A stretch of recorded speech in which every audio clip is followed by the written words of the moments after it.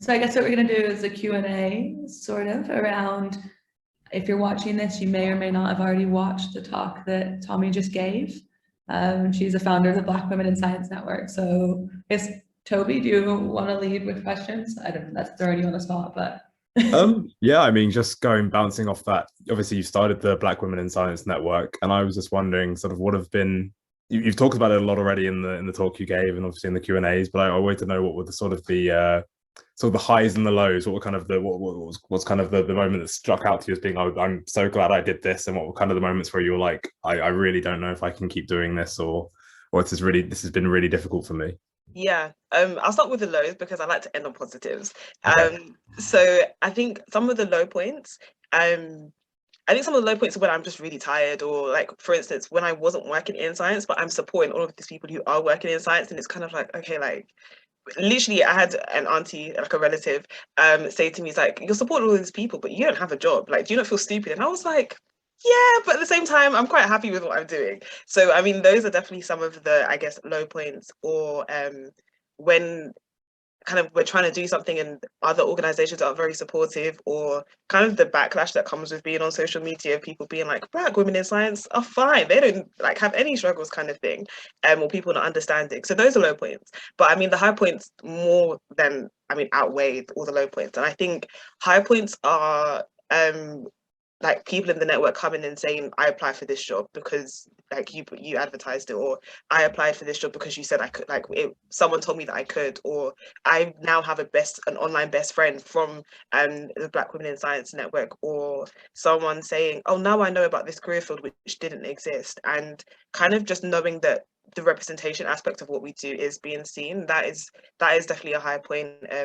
Like, we've recently been doing a series of talks throughout Black History Month called the BWiS Spotlight series, and it has been like, the reception has been amazing. It's not necessarily even in numbers, but the quality of the people, the quality of kind of the impact that it's having, of people being like, I showed this to my niece and she's now saying that she wants to work in science policy, and I'm like, I didn't realize, I didn't know what science policy was until like 2 weeks ago. So it's kind of just, those are kind of the highs of just like being seen, and people gaining success through kind of just having that confidence and that empowerment through what the network's doing. Okay, good. That was really, really nice. Do you want to go next, Sophie? Yeah, no, I think just following off that. So you started this amazing network, and it's obviously helping to open doors for people and helping to open people's eyes to, I mean, specifically Black women's eyes to careers that they could be in. And I sort of asked this before, but how can someone like myself, who's obviously a white woman, help like work with that and try to push, like, I like to work in more diverse communities. I think it adds a lot of richness and insight and perspective. And if you don't take in everyone's perspective, like you're only looking at a tiny piece of the picture. So sort of where do you, how do you see that fitting in, or does it fit in or does it not? Yeah, no, I think that's a great question. And I think when I started it, I was very cautious of like, I don't want to create another exclusive society. Like, that's not what we're going for here. So when we kind of say that it's a network for Black women in science, I think it's really important. And I love when people who aren't Black women in science engage with us, because it kind of shows, again, that support, that someone saying, look, I know that you need this network to exist. How can we help you exist? So if it's retweeting certain things, coming to events that are open to everyone, kind of listening, like just knowing that, because I may not be the Black woman that you work with, but understanding that I may have had this struggle because I'm a Black woman, and just not necessarily go and run to that Black woman in your workplace and be like, I know you struggle this way, because not every story is the same, but kind of just knowing that, okay, this might be someone, I need to be aware of this issue in my workplace. And I think that's really important, because often it's the person who is not being kind of targeted in a situation who has the strength to say something. So even me, like, I try and listen to, like I've said before, I'm not a Black man in science, but I try to listen to what Black men need, so that if I'm in a situation and I'm not kind of that target of whatever in a situation, I'm able to be that person. Like, I have privilege in that situation. I can be like, hey, look, guys, this situation's a bit uncomfortable for everyone because X, Y, and Z.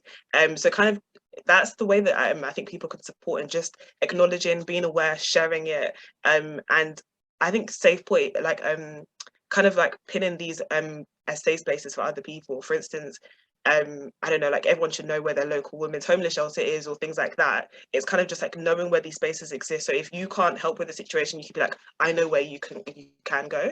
So that's definitely a way to support. Definitely.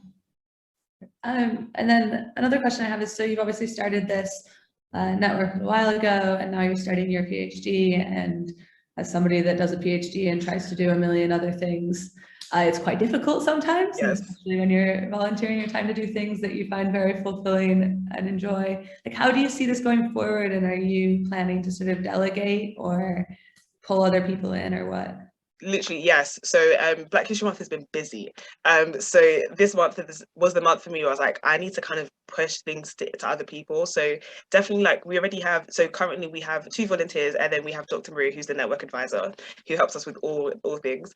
But we have 2 other volunteers, and we've kind of found that, yeah, we definitely need more volunteers who can kind of commit maybe a couple of hours a week to just be consistently behind the scenes and just supporting the way they can. But again, like I said before, I hate this whole volunteer aspect of things. So there are kind of multiple ways that I need to go about making sure the network survives. My worst nightmare is that I get really busy, I can't run the network, and it just stops. That's my worst nightmare. It needs to be kind of self-sustaining, because again, it's bigger than me, and it's not just about me. So definitely taking steps. So for instance, delegation is really important. Asking for support, that's something I found that I really, really need to do. Support is out there, I just need to ask for it most of the time. And doing things to kind of take it from being that thing I started in my bedroom to being an actual kind of established platform that kind of has the ways to sustain beyond me. Yeah, definitely. Absolutely. That sounds really good. My next question was, so I often think about sort of what my role in this and how I can sort of maybe not benefit people who were sort of looking for a job, but even maybe go a bit earlier than that. And I kind of think about what can I do to kind of make sure that the next generation of scientists aren't put off, or whether that be women or Black individuals or Black women. I really do think, how can I sort of engage best at the school level and make sure that Yes. people are sort of not this way? Have you thought about that at all? Have you kind of been Yes, had an definitely. experience with that?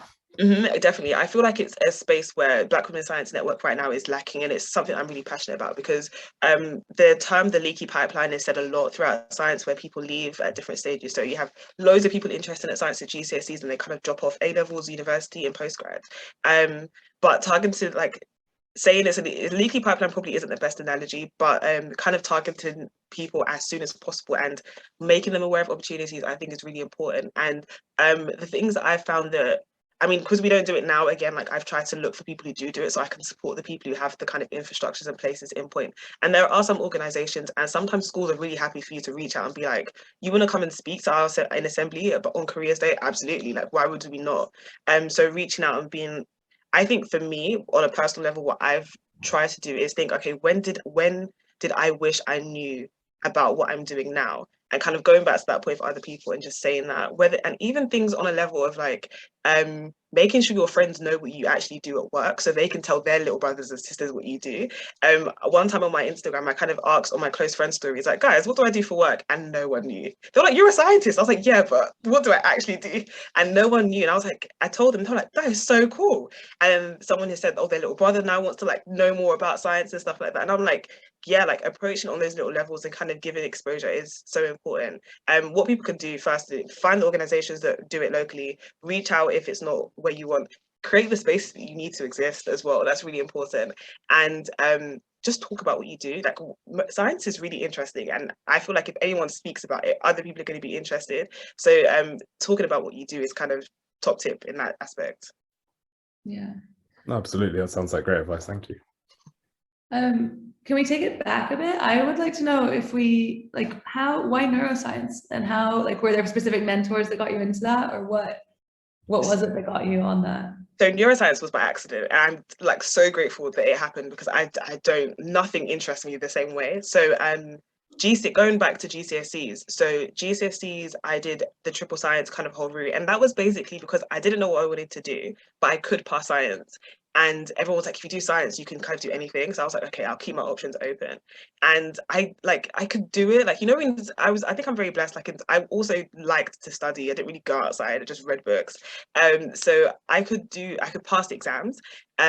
So I was just like, I'm passing these things, but they're not that interesting to me. Like, I'm just doing school because my parents said I have to get GCSEs. And then there was this one page in biology where I was like, what? And there's one page in biology GCSE about the brain. Like, there's 6 modules, but there's one page on the brain. And I was like, is this what it means to be actually interested in something? Like, this is so cool. And I just kept asking questions and no one was answering me, like at GCSE level. They were just like, you don't need to know this for the exam. I was like, no, but I need to know more about this. So I did A levels again, still like remembering this page in biology, but being like, no one's job is to just look at this page in biology all day, like not knowing that neuroscience is a career field or it's a subject. I don't think I knew it was called neuroscience at this point. And then I think I was at my cousin's house and I was watching Big Bang Theory. Yes, I was watching Big Bang Theory. And then I was like, all she does all day is talk about the brain. I was like, I want to do this too. And again, still not thinking that that's possible because I don't really get how I get from doing my A-levels to being a neuroscientist. Doesn't make sense. And then it comes to the time where you have to apply for uni. And I'm just kind of like, don't really like anything. I will pass my A-levels. Like, I will work hard and I'll like do this, but don't really like anything enough to be like doing this until, I mean, by the time I retirement age will probably be like 99. So nothing I want to do till I'm 100. Like, there's nothing that interests me that much. And then kind of looking through courses, and then I was like, I remember that page in biology. I remember that page. And I kind of searched neuroscience and I was like, oh, cool. And a lot of the degrees had neuroscience as a module. Like, a lot of biological degrees have neuroscience as a module. But I was like, it's not good enough to me. I don't want to know about plants. I'm sorry, like, they're great, but not for me. And then finding out that, so I went to University of Nottingham and they had a neuroscience degree and it wasn't new, but it was fairly new. And there weren't many, though. I think I applied to all of the purely neuroscience degrees in the country, which means there was not really more than 5 that really interested me. So I applied to neuroscience in that aspect and was like, I can't believe I get to just talk about the brain all day. So that's how neuroscience happened. And I've stayed because it allows me to be nosy. There's so much that we don't know. And I get to just go in every day and be like, what don't we know? Let's figure this out. And I think that's really cool. I love how enthusiastic you are when you talk about it. I hope I have that much enthusiasm when I talk about what I do. Yeah, you did. You spoke about it earlier. Hope it comes through. What's so cool about doing a PhD is like, by the time you're doing a PhD in something, you like have to be pretty enthusiastic about it to persist. Yeah. And I think the reason I know I'm so enthusiastic about it is because when I was serving those hot dogs and Selfridges, I was just like, this is not neuroscience. Like, this isn't it. Like, this is not it. And I was just like, yeah, like I kept coming back to it. And every kind of job I wanted to do, I was like, okay, whatever, like, let's do this. And even when I was working in the NHS lab doing COVID testing, so we worked in a lab that was doing like bacterial testing and virus testing.